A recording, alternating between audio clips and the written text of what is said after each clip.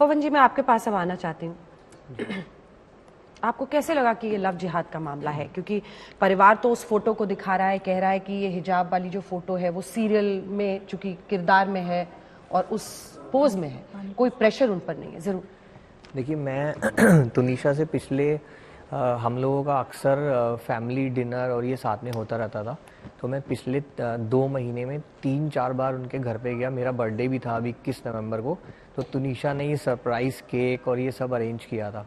तो जब उस दिन भी हम गए, मेरी वाइफ भी साथ में थी, तो तुनिशा का बिहेवियर पिछले 2-3 बार से टोटली चेंज लगा।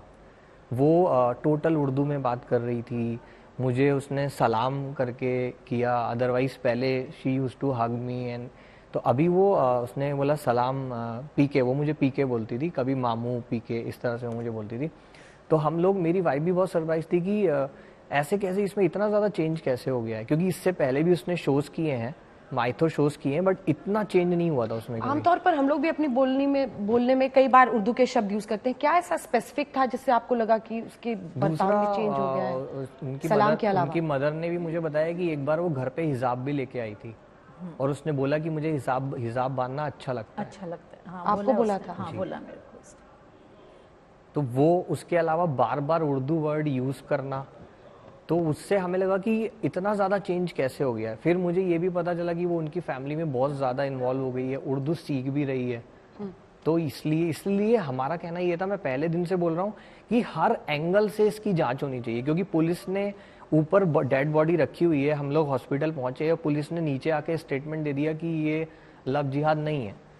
तो इतना जल्दी स्टेटमेंट देना, उस वजह से हमारे दिमाग में बहुत सारी चीजें आई कि हम भी कहते हैं हो सकता नहीं है, बट हर एंगल से एटलीस्ट जांच तो करिए आप। ये लव जिहाद का मतलब आपके लिए क्या है? देखिए, मैंने जहाँ तक सुना है, मुझे लव जिहाद के बारे में पूरा डिटेल नहीं पता, मुझे सिर्फ इतना पता है कि कुछ दो धर्मों के बीच में कुछ इस तरह से कुछ मतलब मैं चाहता हूँ कि उस एंगल से भी जांच हो। अच्छा कौशल साहब, अब मैं आपके पास आना चाहती हूँ क्योंकि संजीव कौशल जी, सबसे ज्यादा आप ही का नाम लिया गया है और बताया गया है जो उसके फैमिली के एलिगेशंस हैं, आरोप हैं कि वनिता जी और कौशल साहब उसका सारा पैसा मैनेज करते थे और बच्ची को खुद अपने पैसे पर, ये नहीं था, उसको काम के लिए बहुत फोर्स करते थे। इन पर आपका क्या जवाब है? ऐसा ये सरासर गलत है, क्योंकि जब तक वो 18 साल की थी तो एक इनके इंडस्ट्री का जो प्रोटोकॉल है कि जो भी पैसे जाएंगे उनके गार्डियन के अकाउंट में जाएंगे, तो 18 साल तक इनके अकाउंट में जाते रहे हैं। तो जो भी उसको ज़रूरत होती थी तो उसकी ज़रूरतें पूरी इसकी मामा करते थे, तो उसको पैसे से कभी लगाव नहीं रहा। मुंबई में भी वो अपने पैशन की वजह से ही गई थी, उसने कहीं से एक्टिंग क्लास नहीं सीखा था, कहीं से म्यूज़िक का नहीं सीखा था। उसका मतलब एक लक था कि वो मुंबई चली गई, वो 2 दिन के लिए गई थी और उसको 1 साल रहना पड़ा। तो ऐसा कुछ नहीं था कि उसको नहीं था। हाँ, जब उसकी डिमांड मम्मा से नहीं पूरी होती थी तब वो मेरे पास आती थी कि अंकु मुझे ये चीज़ चाहिए, मम्मा नहीं दिला रही है। अब लास्टली की मैं बात बताता हूँ, वो कश्मीर में गई थी मार्च में, अपना एक वीडियो शूट के लिए पंजाबी सिंगर के साथ में था। तो 2 दिन पहले जब वो मेरे घर पे आती थी उसमें कोई रोक टोक नहीं थी, क्योंकि उनके मामा का घर और मेरा घर तकरीबन 5 मिनट के फासले पे है, तो उसको कोई रोक टोक नहीं थी रितिका के साथ में रहना है या वहाँ पे रहना है, वो उसका खुशी थी जहाँ भी रहती थी।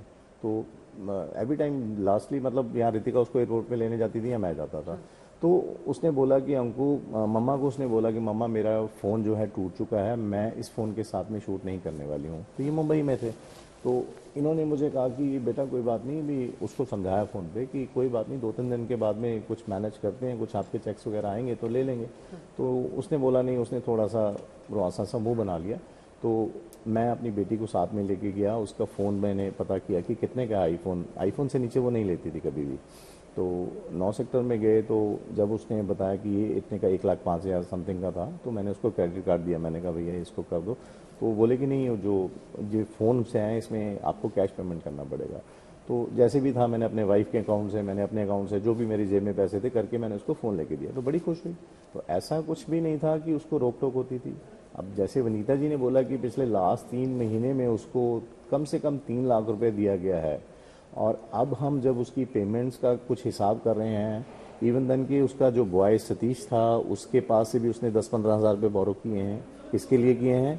उसने हमें बताया थोड़ा सा कि इसमें मैंने शहजान की मम्मा का, मेरा फ्लोरिस्ट एक दोस्त है, उसमें मैंने उसका डेकोरेशन करवाया है, और अब हम चंडीगढ़ में जब आए हैं, उसके फ्रेंड से पूछा है तो वो किसी से 10,000 रुपये उसने लिया हुआ है, किसी से 5 लिया है, किसी से 2 लिया है, किसी से 3 लिया है। तो हमें ये समझ नहीं आ रहा कि इस बच्ची ने आज तक जिंदगी में कभी भी, जब से वो मुंबई में गई है, आज तक उसने कभी ऐसा किसी के लिए पैसे की डिमांड नहीं की है। तो वो किस पर्पस के लिए पैसे ले रही थी, ये बात से हम थोड़ा सा वो है। वनिता जी, यही सवाल आपके मन में भी बहुत ज्यादा है। मेरे मन में है कि वो ये पैसा इतना यूज उस फैमिली में कर रही थी, शिजान का घर पूरा कर रही थी, क्या कर रही थी, ये तो अब पता लगना मेरे गलत जगह कुछ तो पैसे है, यूज हो रहे थे, हो या रहे उनके थे घर की उनकी जरूरतें पूरी हो रही थी, क्योंकि इसकी जरूरतें कुछ नहीं थी। वो इनको भी पता है, बॉय की सैलरी ये देते थे, गाड़ी की उसकी इंस्टॉलमेंट माँ इनके तो पास अब से आई जाती है थी, 4 महीने रेंट से, इनके तो पास से मैंने जाता तो सारी था। उम्र लगा दी और अपने बच्चे जो पे। आप